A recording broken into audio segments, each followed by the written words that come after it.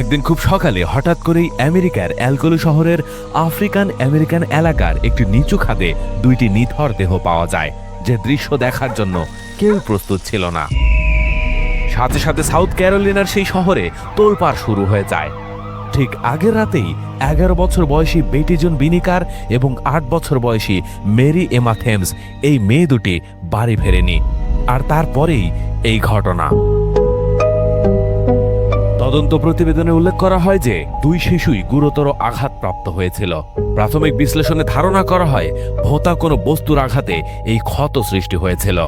Medical রিপোর্টে একাধিক আঘাতের চিহ্নের কথা বলা হয়, যা ঘটনাটিকে আরও জটিল করে তোলে। ছোট মেয়েটির আঘাতের তুলনায় বড় মেয়েটির আঘাত একটু ভিন্ন ধর্মী ছিল। এরপর থেকে ওই এলাকায় উত্তেজনা বিরাজ করতে শুরু করে। পুলিশ খুঁজতে থাকে মেয়ে দুটির হত্যাকারী কে। ঘটনাটি 23 মার্চ 1944 সালের। অবশেষে সংবাদ মাধ্যমে একটি প্রতিবেদন প্রকাশ করা হয়। পুলিশ সেখানে ঘোষণা করে যে জর্জ স্টিনি নামের এক কিশোরকে গ্রেপ্তার করা হয়েছে। তারা দাবি করে ছেলেটি অপরাধ স্বীকার করেছে এবং অফিসারদের লুকানো এক টুকরো লোহা দেখিয়ে দিয়েছে।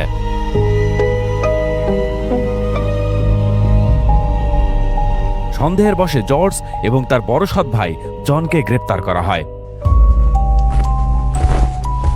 জনকে পুলিশ ছেড়ে দেয়, কিন্তু জর্জকে আটকে রাখা হয়। বিচার এবং দোষী সাব্যস্ত না হওয়া পর্যন্ত তাকে তার বাবা মায়ের সাথে দেখা করতে দেওয়া হয়নি। হাতে লেখা একটি জবানবন্দি অনুযায়ী তাকে গ্রেপ্তারকারী ক্ল্যারেন্টন কাউন্টির ডেপুটি অফিসার H.S. নিউম্যান দাবি করেন, আমি জর্জ স্টিনি নামের ছেলেটিকে গ্রেপ্তার করি। সে তখন অপরাধ স্বীকার করে এবং আমাকে একটি লোহার টুকরো খুঁজে পেতে সাহায্য করে। সে বলেছিল সাইকেল থেকে প্রায় 6 ফুট দূরে একটি গর্তে সে ওটা লুকিয়ে রেখেছিল। লোহাটি ছিল প্রায় 15 ইঞ্চি লম্বা। অনেক বছর পর 1995 সালে জর্জের 7ম শ্রেণীর কৃষ্ণাঙ্গ শিক্ষক W.L. হ্যামিল্টন দ্য স্যামটার আইটেম পত্রিকায় এক অদ্ভুত দাবি করেন। তিনি বলেন, আমার মনে আছে যেদিন ওই শিশুদের পাওয়া যায় সেদিন স্কুলে এক প্রতিবেশী মেয়ের সাথে জর্জের ঝগড়া হয়েছিল। জর্জ স্কুলে ধারালো বস্তু নিয়ে যেত এবং সে ওই মেয়েটিকে আঘাত করেছিল। তবে জর্জের বোন এইমি রাফনার এই অভিযোগ সরাসরি অস্বীকার করেন এবং হ্যামিল্টনের সাথে যোগাযোগ করেন। হ্যামিল্টন তাকে বলেছিলেন, কেউ আমাকে টাকা দিয়েছিল এসব বলার জন্য। এই সাক্ষাৎকার প্রকাশের অল্প কিছুদিন পরেই হ্যামিল্টন মারা যান। জর্জকে গ্রেপ্তারের পর তার বাবাকে স্থানীয় করাতকলের চাকরি থেকে বরখাস্ত করা হয় এবং পুরো পরিবারকে অবিলম্বে কোম্পানির বাসা ছাড়তে বাধ্য করা হয়। নিরাপত্তার ভয়ে তারা পালিয়ে যায়। জর্জ তখন সম্পূর্ণ একা। তাকে এলকোলো থেকে প্রায় 80 কিলোমিটার দূরে একটি জেলে রাখা হয়েছিল। জনগণের উত্তেজনার জন্য নিরাপত্তার কারণেই মূলত তাকে আলাদা রাখা হয়েছিল। তাকে কোনো আইনজীবী বা বাবা মা ছাড়াই একা জিজ্ঞাসাবাদ করা হয়। ছোট্ট জর্জকে এমন এক শাস্তি দেওয়া হয়েছিল যা আজও আমেরিকার ইতিহাসের পাতায় এক দগদগে ঘা হয়ে আছে। মাত্র 2 ঘন্টার একটি বিচারের পর শ্বেতাঙ্গ জুরি বোর্ড মাত্র 10 মিনিটে তাকে দোষী সাব্যস্ত করে।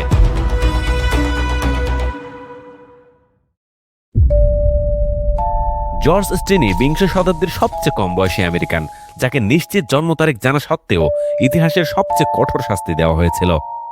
কিন্তু সে কি সত্যিই দোষী ছিল, নাকি তাকে বলি দেওয়া হয়েছিল? আমাদের গল্পকে সামনে এগিয়ে নিতে এখন জানা প্রয়োজন জর্জ স্টিনি আসলে কে ছিল এবং সেদিন সত্যি কি ঘটেছিল। জর্জ স্টিনির উচ্চতা ছিল 5 ফুট 1 ইঞ্চি এবং ওজন ছিল প্রায় 40 থেকে 43 কেজির মধ্যে।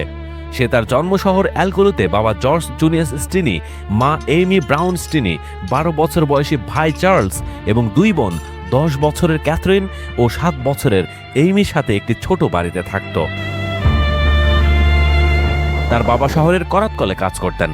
এলকোলো ছিল একটি শ্রমজীবী শহর, যেখানে রেল লাইন দিয়ে শ্বেতাঙ্গ ও কৃষ্ণাঙ্গদের এলাকা আলাদা করা ছিল। মেয়েগুলোকে শেষবার দেখা গিয়েছিল সাইকেল চালিয়ে ফুল খুঁজতে। স্টিনিদের বাড়ির পাশ দিয়ে যাওয়ার সময় তারা থেমে স্টিনি ও তার বোন এমিকে জিজ্ঞাসা করেছিল যে তারা মেপস নামের ফুল কোথায় পাওয়া যাবে তা জানে কিনা।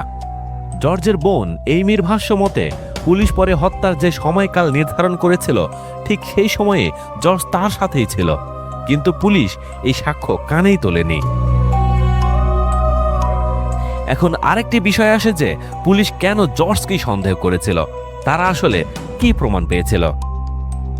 মূলত 3টি কারণে পুলিশ জর্জকে গ্রেফতার করে। প্রথমটা হলো শেষ দেখা। মামলাপত্রে উল্লেখ আছে মেয়ে দুটি সাইকেল চালিয়ে ম্যাপপোজ বা প্যাশন ফ্লাওয়ার খুঁজছিল। তদন্তের সময় জানা যায় যে জর্জই সম্ভবত শেষ ব্যক্তি বা অন্যতম শেষ ব্যক্তি যে মেয়ে দুটিকে জীবিত অবস্থায় দেখেছিল এবং কথা বলেছিল। পুলিশ সাধারণত যারা ভিকটিমকে শেষবার দেখেছে তাদেরই সবার আগে সন্দেহ করে। দ্বিতীয় কারণ হলো ঘটনাস্থল। মেয়ে দুটির মৃতদেহ পাওয়া গিয়েছিল অ্যালকোলু শহরের আফ্রিকান আমেরিকান বসবাসের এলাকায়।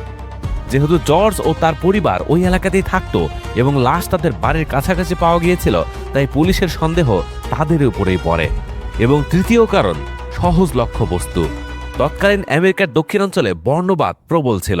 শ্বেতাঙ্গ পুলিশ অফিসাররা দ্রুত কেস সলভ করার জন্য বা দোষী সাব্যস্ত করার জন্য কৃষ্ণাঙ্গ কাউকে খুঁজছিল। যেহেতু মেয়েরা জর্জের সাথে কথা বলেছিল, তাই পুলিশ জর্জ এবং তার বড় ভাই জনকে সন্দেহের বশে তুলে নিয়ে যায়। পরে জনকে ছেড়ে দিলেও জর্জকে আটকে রাখে। সোজা কথায় মেয়েরা জর্জের সাথে কথা বলেছিল এবং লাশ তাদের এলাকায় পাওয়া গিয়েছিল। এটাই ছিল পুলিশ তাকে সন্দেহ করা এবং গ্রেপ্তার করার মূল ভিত্তি। আর সেই সাথে বর্ণবাদ তো রয়েছেই।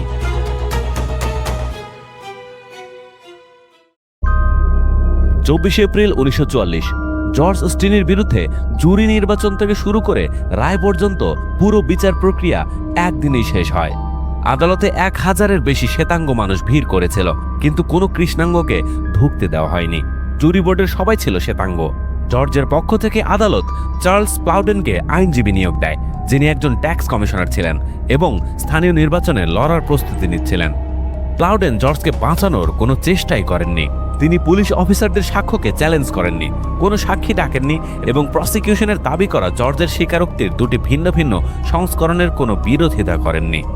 এক সংস্করণে বলা হয়েছিল জর্জ আত্মরক্ষার জন্য মেয়েদের আঘাত করেছে, অন্য সংস্করণে বলা হয়েছিল সে তাদের পিছু নিয়ে আক্রমণ করেছে। অথচ ডেপুটি নিউম্যানের বিবৃতি ছাড়া জর্জের স্বীকারোক্তির কোনো লিখিত দলিল ছিল না। মাত্র 10 মিনিট, হ্যাঁ 10 মিনিটেরও কম সময় আলোচনা করে জুরিরা জর্জকে দোষী সাব্যস্ত করে এবং অবশেষে বিচারক ফিলিপ এইচ স্টল তাকে বৈদ্যুতিক চেয়ারে মৃত্যুদণ্ড দেন। জর্জের পরিবার চার্চ এবং এনএএসিপি গভর্নর অলিন ডি জনস্টনের কাছে প্রাণ ভিক্ষা চায়, কিন্তু গভর্নর তা নাকচ করে দেন। গভর্নর ফাঁসির 2 দিন আগে 14 জন জর্জের সাথে দেখা করেন। তিনি দাবি করেন জর্জ তাকে বলেছে যে সে ওই ঘটনার দায় স্বীকার করেছে, যদিও ময়নাতদন্তে কোনো প্রমাণ পাওয়া যায়নি। ফাঁসির 5 দিন আগে ডক্টর জে ব্যাক্সটার ফান্ডারবার্গ জেলে জর্জের সাথে দেখা করেন। তিনি জানান প্রথমে জর্জ অস্বীকার করলেও পরে সে বলে সে মেয়েদের ফুলের খোঁজ দিয়েছিল, এরপর তাদের পিছু নিয়ে আঘাত করে। ফান্ডারবার্গের মতে জর্জ বলেছিল সে প্রায় 15 ইঞ্চি লম্বা এবং বুড়ো আঙ্গুলের মতো মোটা একটি লোহার রড ব্যবহার করেছিল।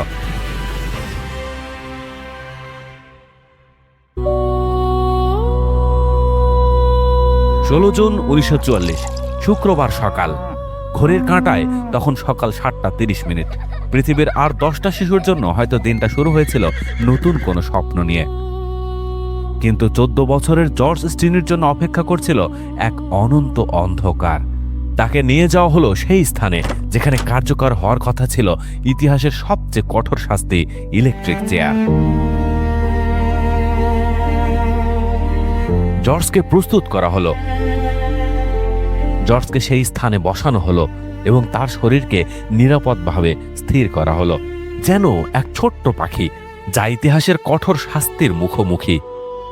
অফিসার শেষবারের মতো জিজ্ঞেস করলেন, তুমি কি ঘটনার সঙ্গে যুক্ত? সমগ্র পৃথিবী তখন স্তব্ধ। জর্জের চোখে তখন হয়তো মা বাবার মুখ ভাসছিল। সে শুধু মাথা নাড়ল আর মুখ থেকে বেরিয়ে এলো মাত্র 2টি শব্দ, পৃথিবীর সবচেয়ে অসহায় 2টি শব্দ, নো স্যার। No sir. জল্লাদ তার মুখে মাস্ক পরিয়ে দিল এবং পুরো প্রক্রিয়া শুরু হলো। জর্জের চোখে ছিল বিস্ময়, ভয় এবং শেষবারের মতো জিজ্ঞাসা, কেন? আমার অপরাধ কি? পৃথিবী থেকে তাকে বিচ্ছিন্ন করে দেওয়া হলো। পরে অনেকে বলেছিলেন জর্জ কাঁদছিল, কেউ কেউ বলেছিল তাকে চেয়ারে বসানোর জন্য নিচে বাইবেল বা বইয়ের স্তূপ দিতে হয়েছিল, কারণ সে এতটাই ছোট ছিল। সেদিন শুধু জর্জের মৃত্যু হয়নি, মৃত্যু হয়েছিল মানবতার। জর্জকে সমাহিত করা হলো এক নামহীন কবরে, কোনো স্মৃতিফলক বা নাম ছাড়া। ইতিহাস বলে জর্জ স্টিনি বিংশ শতাব্দীর সবচেয়ে কম বয়সী মৃত্যুদণ্ডপ্রাপ্ত ব্যক্তি। কিন্তু জর্জের সেই নো স্যার এবং তার চোখের চাহনি আজও আমাদের বিবেকের দরজায় কড়া নাড়ে। ভাবছেন ঘটনা এখানেই শেষ? মোটেও না, কারণ আমাদের এখন প্রমাণ পাওয়া জরুরি যে আসলে হত্যাকারী কে ছিল। সেই ঘটনার প্রায় ৭০ বছর পর শুরু হয় আরেক কাহিনী। ২০০৪ সালে স্থানীয় ইতিহাসবিদ জর্জ ফ্রিয়ারসন একটি সংবাদপত্রের আর্টিকেল পড়ে এই কেস নিয়ে গবেষণা শুরু করেন। তার সাথে যোগ দেন আইনজীবী স্টিভ ম্যাকেনজি এবং ম্যাট ভার্জেস। নর্থ ইস্টার্ন ইউনিভার্সিটির স্কুল অফ ল এর সিভিল রাইটস প্রজেক্টও এতে সহায়তা করে। ফ্রিয়ারসন জানান আসল অপরাধী হিসেবে একটি নাম উঠে এসেছে। সে একটি প্রভাবশালী শ্বেতাঙ্গ পরিবারের সদস্য ছিল। ওই পরিবারের এক সদস্য সে জুরিতে ছিলেন যারা জর্জকে অভিযুক্ত করেছিল। ২০১৩ সালের ২৫ অক্টোবর নতুন বিচারের আবেদন করা হয়।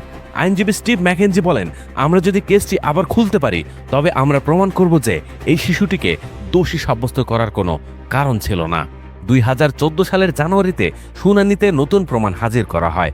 জর্জের ভাই বোনেরা সাক্ষ্য দেন যে হত্যার যে সময়সীমা নির্ধারণ করা হয়েছিল সেই সময় তারা জর্জের সাথেই ছিল। জর্জ স্টিনির বোন ক্যাথরিনের ১৯৪৪ সালের সেই দিনের কথা এখনো মনে আছে। সে মনে করে যেন গতকালই ঘটনাটা ঘটেছিল। সেই দিন আমি আমার আরেক ভাই চার্লসের সাথে একটি বিউটি পার্লারে ছিলাম। আমার বোন অ্যামি জর্জের সাথে বাসায় ছিল। আমরা যখন বাড়ি ফিরি, অ্যামির সাথে রাস্তায় দেখা হয়। সে বলে জর্জকে তারা নিয়ে গেছে। ওই দিনে ছিল শেষ দিন। আমি আমার ভাইটাকে দেখেছি। শেষ পর্যন্তও সে একই কথা বলে গেছে যে আমি অপরাধী না। রেভারেন্ড ফ্রান্সিস ব্যাটসন, যিনি লাশ উদ্ধার করেছিলেন, তিনি জানান খাদে রক্ত খুব কম ছিল, যার অর্থ মেয়েগুলোকে অন্য কোথাও এখানে আনা হয়েছিল। জর্জের জেলসঙ্গী উইলফোর্ড হান্টার সাক্ষ্য দেন যে জর্জ তাকে বলেছিল তাকে জোর করে স্বীকারোক্তি দিতে বাধ্য করা হয়েছিল। ১৬ ডিসেম্বর ২০১৪ বিচারক কার্মেন মুলেন এক ঐতিহাসিক রায়ে জর্জ স্টিনির দণ্ডাদেশ বাতিল করেন। তিনি জানান জর্জ ন্যায্য বিচার পায়নি এবং তার ষষ্ঠ সংশোধনীর অধিকার লঙ্ঘিত হয়েছে। বিচারক মুলেন বলেন ৮০ দিনের মধ্যে ১৪ বছরের এক শিশুকে অভিযুক্ত করা, বিচার করা এবং হত্যা করা এর সপক্ষে কোনো যুক্তি নেই। বেটি বিনিকার এবং মেরি থেমসের আত্মীয়রা আদালতের এই রায়ে হতাশা প্রকাশ করেন। তারা এখনও বিশ্বাস করেন জর্জই দোষী ছিল। বিনিকারের ভাইজি দাবি করেন ৯০-এর দশকে এক পুলিশ অফিসার তাকে বলেছিলেন জর্জ আসল খুনি। তবে স্টিনি নির্দোষ প্রমাণ হওয়ার পর জর্জ ওয়াশিংটন বার্ক জুনিয়র নামের এক ব্যক্তির দিকে সন্দেহের তীর যায়। তিনি ছিলেন ধনী ব্যবসায়ী জর্জ বার্ক সিনিয়রের ছেলে। স্টিনির মা একসময় বার্ক পরিবারে কাজ করতেন এবং বার্ক সিনিয়রের কুনজরের কারণে কাজ ছেড়ে দিয়েছিলেন। এই বার্ক সিনিয়রের জমিতেই লাশ পাওয়া গিয়েছিল এবং তিনি সেই গ্র্যান্ড জুরির ফোরম্যান ছিলেন। স্থানীয় বাসিন্দা সোনিয়া ইডি উইলিয়ামসন দাবি করেন বার্ক জুনিয়রের ছেলে তাকে বলেছিল তার বাবা সেদিন মেয়েগুলোকে তার লাম্বার ট্রাকে তুলেছিল। লাম্বার ট্রাক মানে যে ট্রাক কাঠ বহন করে, যদিও পরে সে এটি অস্বীকার করে। জর্জ স্টিনির ঘটনাটি আমেরিকার মৃত্যুদণ্ড বিরোধী বিতর্কে একটি বড় উদাহরণ। ২০২২ সালের জানুয়ারিতে সাউথ ক্যারোলিনার প্রতিনিধি সেজার ম্যাকনাইট জর্জ স্টিনি ফান্ড নামে একটি বিল প্রস্তাব করেন, যা ভুল বিচারে মৃত্যুদণ্ডপ্রাপ্তদের পরিবারকে $10 মিলিয়ন ক্ষতিপূরণ দেওয়ার কথা বলে। তাহলে আসল অপরাধী কে? যদিও ৭০ বছর আগের কোনো ঘটনার শতভাগ নিশ্চিত প্রমাণ দেওয়া আজ অসম্ভব, কিন্তু পারিপার্শ্বিক অবস্থা এবং নতুন সব তদন্তের দিকে তাকালে আমার মনে হয় এই জঘন্য অপরাধটি ১৪ বছরের জর্জ স্টিনি করেনি। আসল খুনি ছিল জর্জ বার্ক জুনিয়র। কেন আমি তাকে সন্দেহ করছি? এর পেছনে জোরালো কিছু কারণ রয়েছে। প্রথমত, ঘটনাস্থল। লাশগুলো পাওয়া গিয়েছিল জর্জ বার্ক সিনিয়রের জমিতে। সবচেয়ে সন্দেহজনক ব্যাপার হলো এই বার্ক সিনিয়রই ছিলেন সেই গ্র্যান্ড জুরির ফোরম্যান বা প্রধান, যিনি স্টিনিকে অভিযুক্ত করার সিদ্ধান্ত নিয়েছিলেন। অর্থাৎ নিজের ছেলেকে বাঁচাতে তদন্ত প্রভাবিত করার ক্ষমতা ও সুযোগ দুটোই তাদের ছিল। দ্বিতীয়ত, প্রত্যক্ষদর্শীর বিবরণ। জর্জ স্টিনির বোন উল্লেখ করেছিলেন যে মেয়েগুলো যখন ফুল খুঁজছিল তখন সেখানে জর্জ বার্ক জুনিয়রকে তার লাম্বার ট্রাক বা কাঠের ট্রাক নিয়ে যেতে দেখা গিয়েছিল। এই তথ্যটি তাকে সরাসরি ঘটনাস্থলের সাথে যুক্ত করে। তৃতীয়ত, অপরাধের প্রোফাইল। বার্ক জুনিয়রের অতীত রেকর্ড এবং চরিত্র মোটেও সুবিধাজনক ছিল না। তিনি নারীলোভী এবং অপরাধপ্রবণ হিসেবে পরিচিত ছিলেন। এমনকি শোনা যায় ১৯৪৭ সালে মৃত্যুর আগে তিনি নাকি তার অপরাধের কথা স্বীকারও করে গিয়েছিলেন। যদিও প্রভাবশালী হওয়ায় সেই তথ্য ধামাচাপা দেওয়া হয়।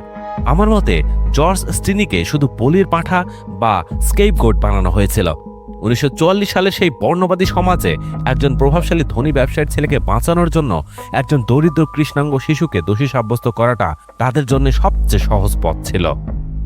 70 বছর পর আদালত হয়তো জর্জ স্টিনিকে নির্দোষ বলে রায় দিয়েছে, তার উপর থেকে কলঙ্কের দাগ মুছে দিয়েছে, কিন্তু আসল অপরাধী সম্ভবত তার কৃতকর্মের শাস্তি না পেয়েই পৃথিবী ছেড়েছে। পুরো ঘটনাটি জেনে আপনার কি মনে হয়? আসল অপরাধী কে ছিল? কমেন্টে আপনার মতামত অবশ্যই জানাবেন। আজকের ভিডিওটি এ পর্যন্তই। ভালো থাকবেন সবাই।